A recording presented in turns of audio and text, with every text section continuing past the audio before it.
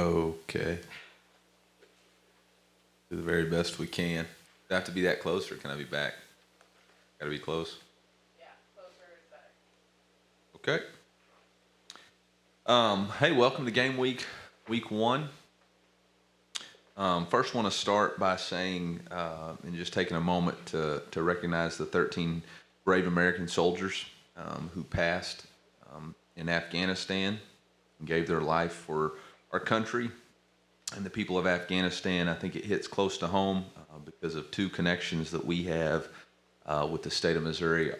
Jared Schmitz, who was a graduate of Fort Zumwalt South from Wentzville, Missouri, and then Dagan Page from Nebraska. His father, Greg Page, is a Mizzou alum, and so it says in the Bible, no greater love than this, than to lay down your life for a friend. And obviously, these fine, brave American soldiers did that. And so just want to take a moment and recognize their sacrifice and their family's sacrifice and say we thank you and appreciate you for that.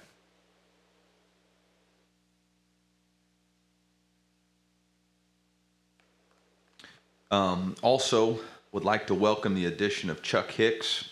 Chuck Hicks is a linebacker, a transfer linebacker from Wyoming, originally from San Diego. We had a connection through the high school coach. Jethro Franklin had known the high school coach for a long time, and once Chuck put his name in the portal and was in there a couple of days, we realized there was a connection there, and he's actually here. Today will be his first practice, and look forward to getting Chuck on the field and already in classes and all that. This is really annoying. This is a joke. Sorry about that. Obviously excited for game week. We've put in a lot of work. Our players have put in a lot of work for the last 9 months to get to this moment. Whether it's, extra, 6 a.m. workouts, spring football, Saturdays throughout the summer, our guys have done a tremendous job of everything we've asked them to do in order to be at this moment, and excited about what this means for us in our program and going into year two. Obviously, Central Michigan is a really good football team, in my opinion. Jim McElwain's done a tremendous job there. 2 years ago was the MAC Coach of the Year. Last year, I think they were 3-3, had some close games.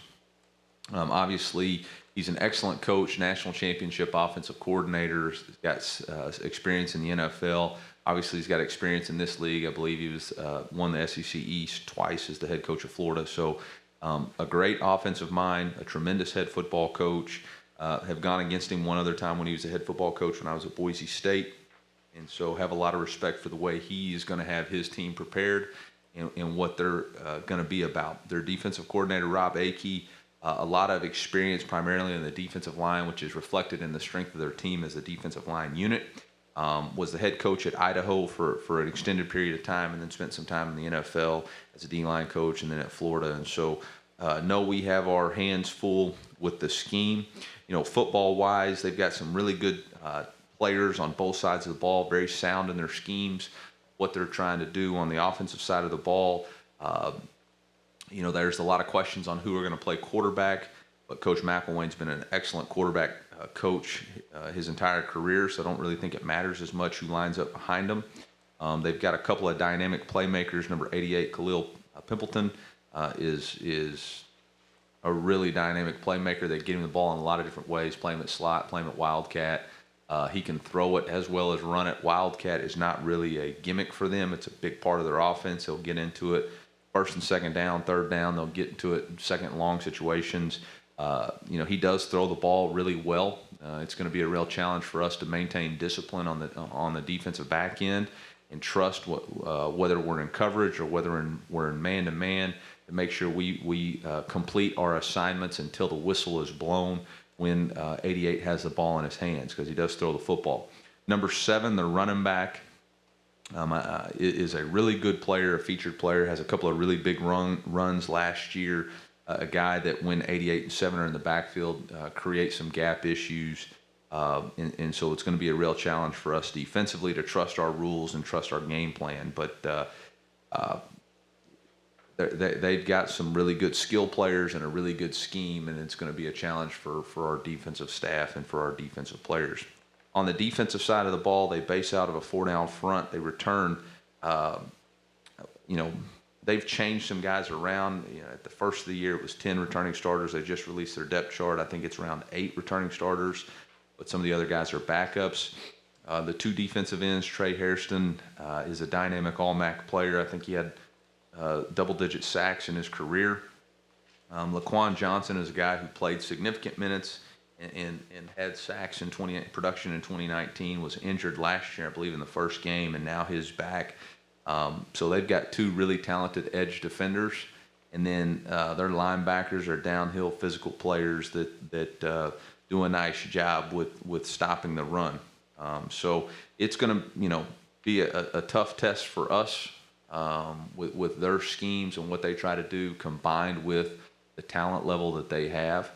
This is not a team that's scared to go in and playing on the road. In 2016, I believe they beat Oklahoma State when they were ranked 21 in the country. And then in 2019, they had a 1-possession game in the fourth quarter versus the University of Miami, or Miami University, or however you say it, whatever order it goes in. So we've got to be prepared, and our team has got to respond the right way, and it starts today with a great day of practice. So with that, I'll open it up for questions.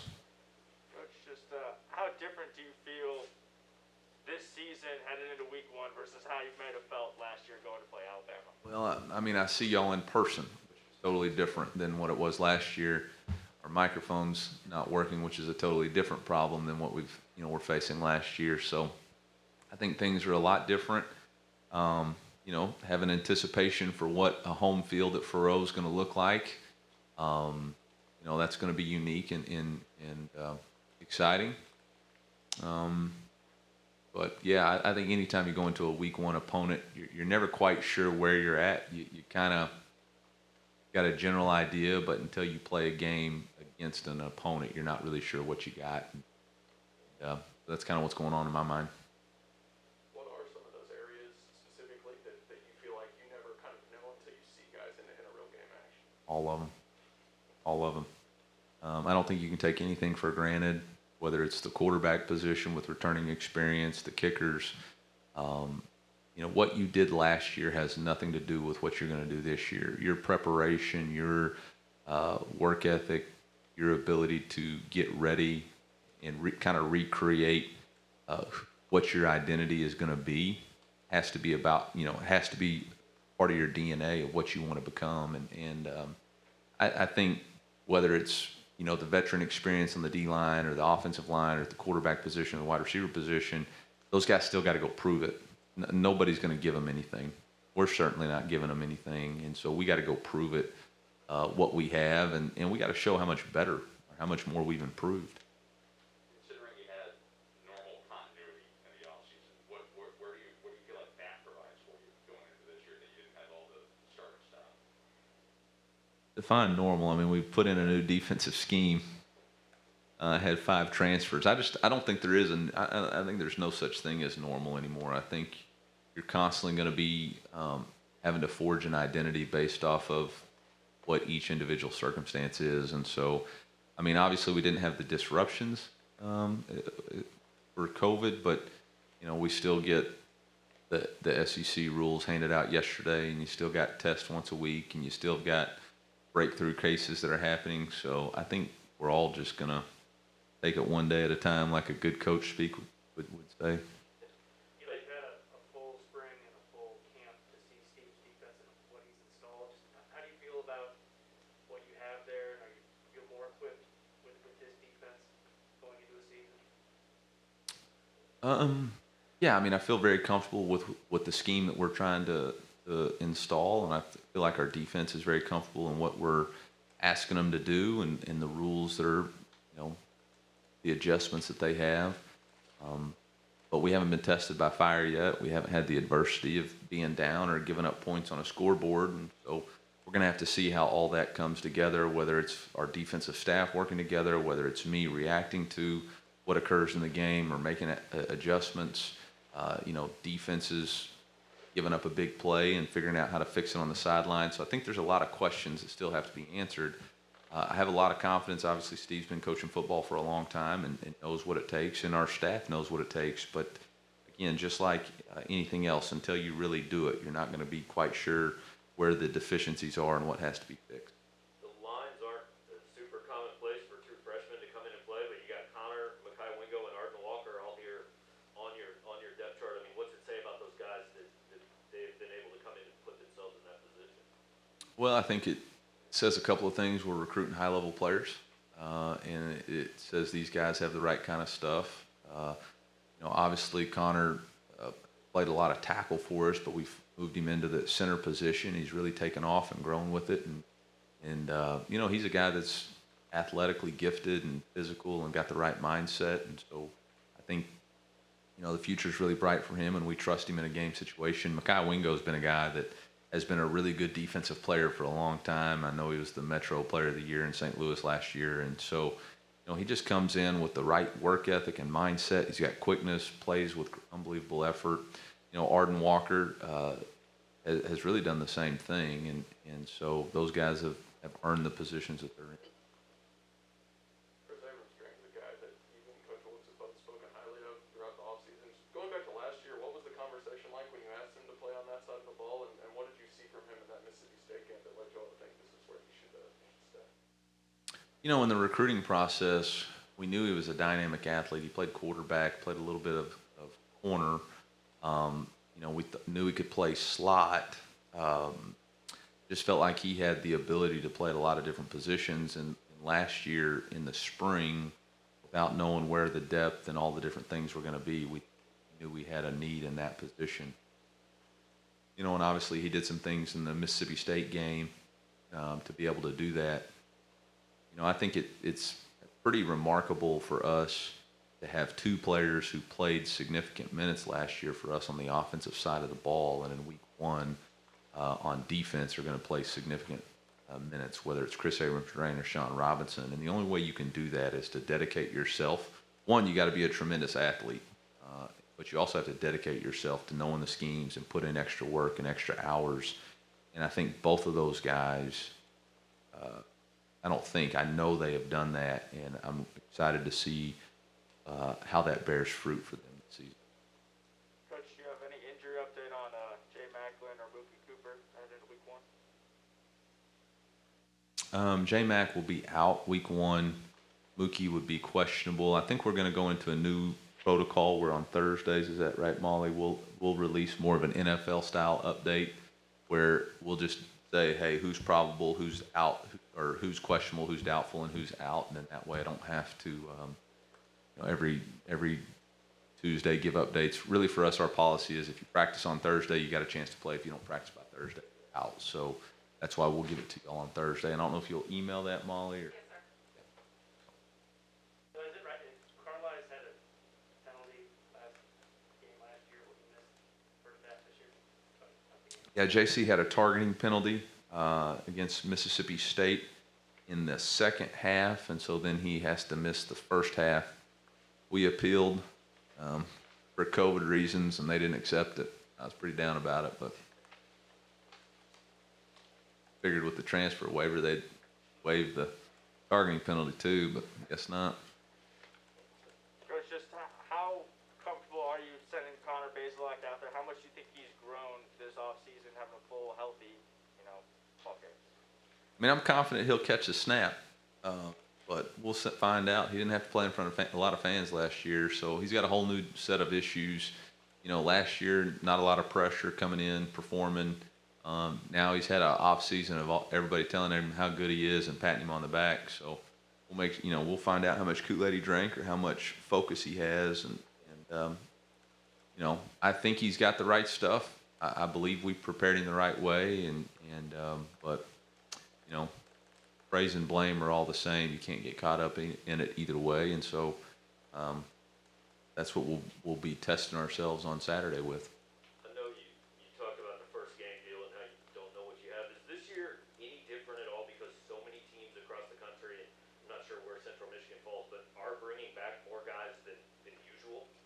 Yeah, I think it's extremely unique. When you look at Central Michigan, I mean, We have, 16 returning starters on offense, defense, and then we have 4 returning starters in special teams. Central Michigan, like I said, could have returned 11 starters on defense, but they've had some adjustments offensively.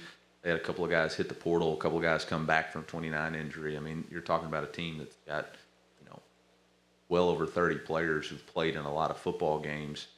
And then you've got the addition of transfers, and so it's as unique a thing as I've seen. And I think all of us are kind of just trying to figure out where we're at after week 1. Connor playing in front of larger crowds this year. A lot of coaches have different ways they deal with that. I mean, what's that conversation like with him? And have you done anything in the offseason to get him used to that noise, distraction, atmosphere? Is there anything you can do to replicate it?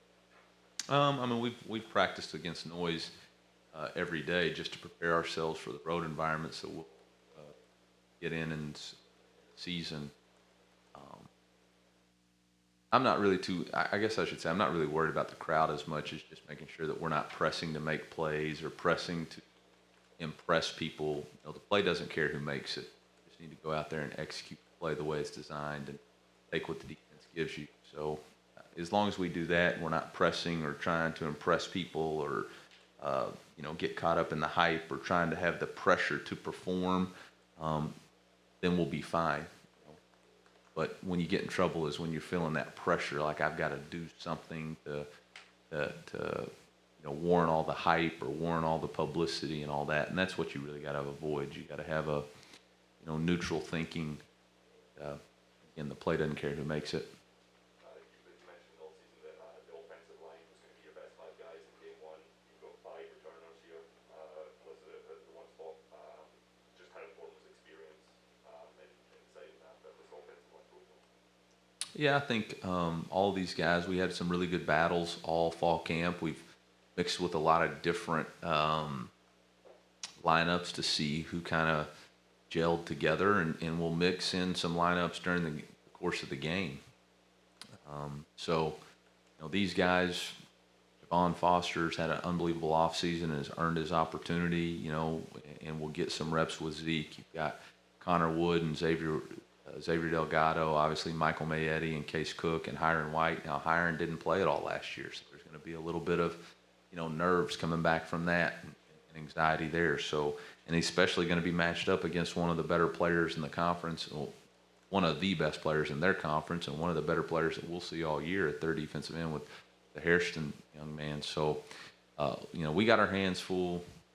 Obviously, those guys have experience, but we're going to need to play physical in the trenches and protect the quarterback if we have any chance of moving the football effectively.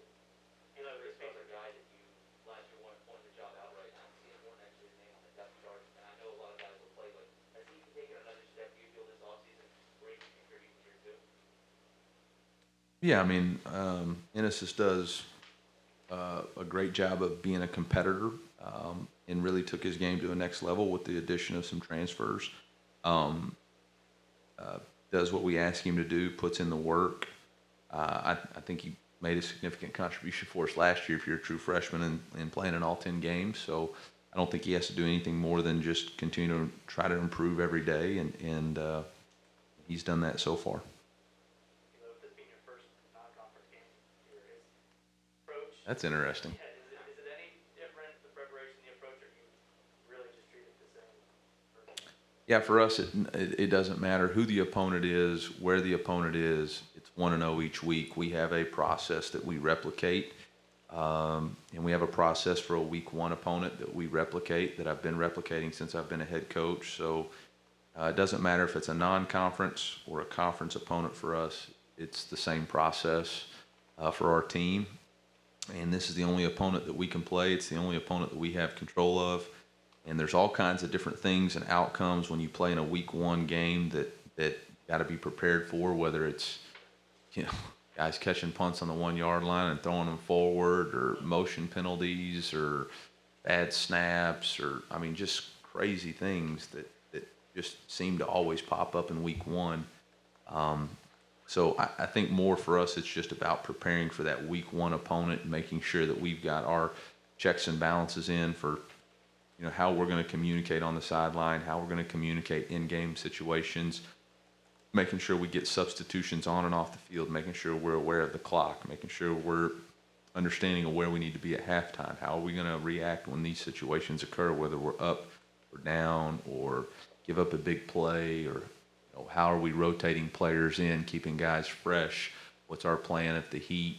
So those are really the things that I'm worried about, not whether it's a conference versus non-conference style game. Coach, is there a message that you send to the players about channeling that nervous energy that might be unique to week one?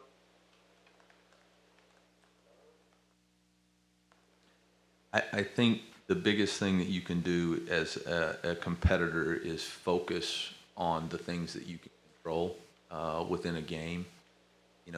When you play in a game, really all you can control is the attitude and effort that you play every play with. And then you can control knowing your assignments and executing those at a high level. I think what happens, whether it's game 1, game 6, any game, big moments, you lose focus in the moment, whether it's the previous play or the worry about the scoreboard or worried about what people might say or what the fans' reaction to it is. We have a this play philosophy where the only thing that matters is this play, and focusing on executing this play. Cannot do anything about the previous play, and you've got no control over the final score. The only thing that really matters is this play. And it kind of ties into us on our 1-0 mentality. Like, you got 12 games on the schedule, but the only one that really matters is this week, this one. And you've got to focus all your energy, all your effort on this game. And the only way you can get ready to play for Saturday is to have a great practice today. And the only way to have a great practice today is to make sure that you have great meetings. And the only way you can have a great meeting is to be there on time with a notebook, pencil, and paper ready to take notes. And so you break it down into that focus. And then when you do those things consistently, you have a great repetition by doing it. That's when the flywheel starts flying a little bit faster. That's when things are a little bit smooth. And when things are smooth, they get fast. And so that's for us the key to playing fast. And All the talk about nerves and crowd and stuff for players. I mean, you've been coaching a while, but is there still, whether it's the night before or when you take the field, a moment of, not nerves, but, anticipation and just that feeling? I think for me, it's just a moment of soaking it up and just being grateful. I opened this press conference thinking about 13 brave American soldiers and knowing how blessed I am to be in this country, to coach a game of football. I never lose sight of that. And so whether it's, I usually go out pretty early and just kind of look around and kind of say a few words and just remember how fortunate we are and fortunate I am to get to be the head football coach at the University of Missouri, and how fortunate I've been over the course of my career. And really whatever happens next is kind of icing on the cake. Coach, just your message to fans to make sure that they all show up to Pro Field on Saturday. I don't know what else they got to do. I mean, time to put up, really. We've done a lot. There's been a lot of people engaged in a lot of things over the last 18 months to try to get this thing going. Real credit to the city of Columbia. They've painted Mizzou downtown. We've got tiger paws on Champion Street. We've got some downtown initiatives. We've just kicked off a Black and Gold Fridays. Like, it's time. It really is time.